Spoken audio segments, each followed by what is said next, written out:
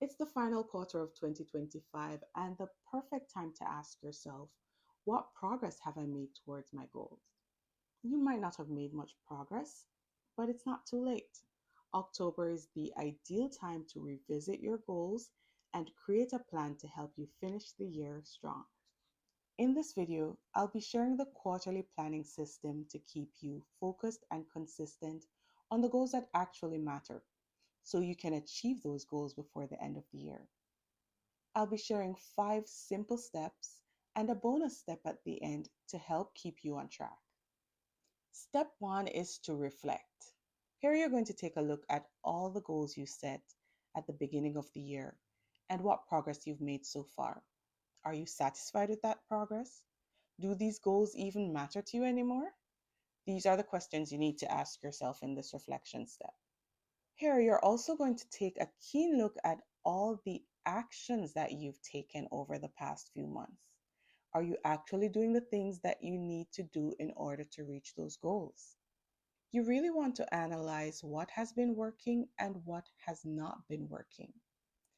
Research shows that only 8% of people who set New Year's resolutions actually end up achieving them. And just remember, at the start of the year, everybody's so excited to get this new, fresh start. We set these big, lofty goals, and then by the second month of the year, we all fizzle out. The main cause of this is not that the goals are too big or that you're not capable of achieving those goals.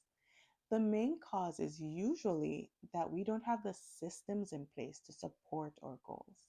And this is why reflecting is so important. We really need to look at what we have available to us, the tools we're using, the resources, the systems we have in place. What are our routines that we're using to support us in this time on our progress towards our goals? We need to really analyze those things to ensure that we have things in place to support us as we work towards achieving our goals. So that's what we're doing in the reflection section. Here, I really want you to look at what's working and what's hindering your progress. Step two is my favorite. It's brain dump. Here is where you're just getting everything out of your head and onto paper, or you can do this digitally as well. But I typically just grab a pen and paper, my favorite notebook or journal, and I just brain dump. I just write whatever I'm thinking. You want to think here about all the things you know you have to do, all the events you have planned for the next 3 months, all the projects you need to complete within the next 3 months. You're just going to dump all of that onto paper. It doesn't have to make any sense, any rhyme or reason at this point. We're just decluttering our mind to ensure that our mind is clear and we have everything written down so we can see it in the next step. Step three is to prioritize. Here we're taking all the feelings we had, all the things we discovered in step one when we reflected, and all the things we brain dumped. And then we are going to identify what our priorities are. So here I want you to look at your goals. All the things you have to do, of all those things, what are the top 3 or 4 or however many things you think you can achieve in the next 3 months? You're going to identify those.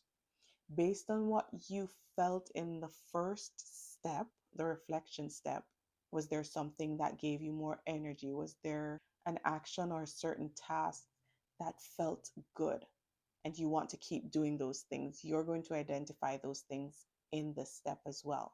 So you're really going to focus on the things that really matter to you here and identify and set those goals for yourself. Try to be very clear in this step to really say what are the things you want to achieve at the end of the year.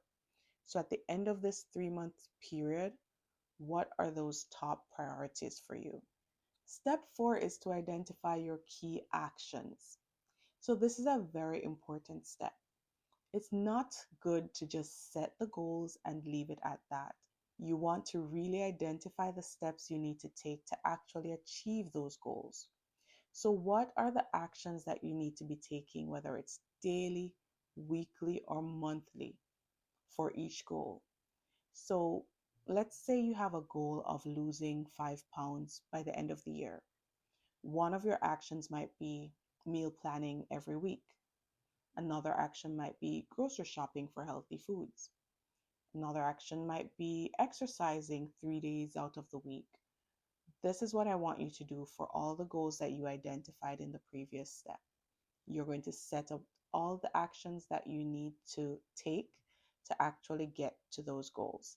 Think very carefully here about exactly what you need to do to get to your ultimate destination.